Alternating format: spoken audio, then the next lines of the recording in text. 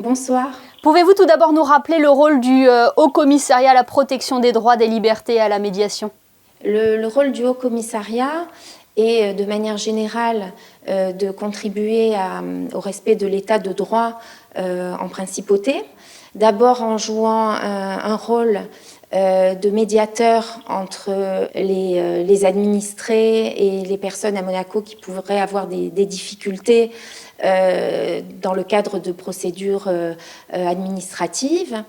Mais également un rôle de défenseur des droits et notamment en matière de lutte contre les discriminations. Également un rôle en lien avec les autres institutions de la principauté pour participer notamment à l'élaboration de textes de loi ou de la mise en œuvre de certaines politiques. Et enfin, au plan international, de participer aux travaux des instances internationales qui rassemblent les médiateurs et les défenseurs des droits, notamment au niveau méditerranéen, francophone et européen. Il n'a pas pour valeur d'être un tribunal, hein. C'est un mode alternatif pour régler des conflits. Hein. Voilà, nous ne sommes pas une juridiction, hein, nous ne rendons pas des décisions de justice, mais nous pouvons jouer un rôle de médiateur et nous pouvons également, lorsque c'est nécessaire, adresser des recommandations. Et globalement, vous arrivez à résoudre ces problématiques ? Oui, il y a un taux de résolution, il y a une centaine de saisines par an. Plus de la moitié des réponses donnent lieu à un traitement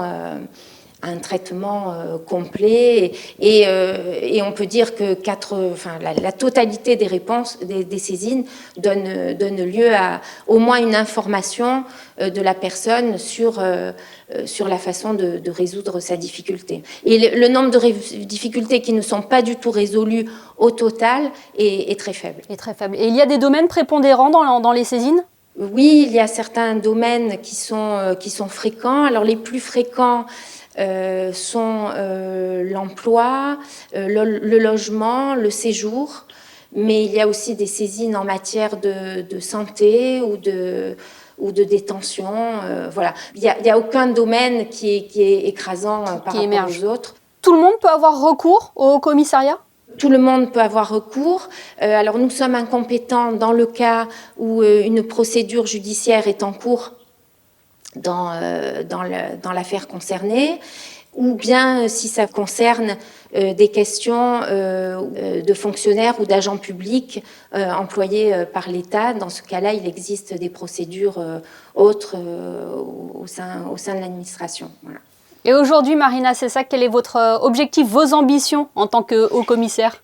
L'ambition, c'est d'abord de garder l'élan qui avait été donné par Annie Stoud et qui a débouché sur des résultats très, très marquants et exemplaires. Ensuite, je pense qu'il faut conforter les moyens dont dispose le Haut Commissariat.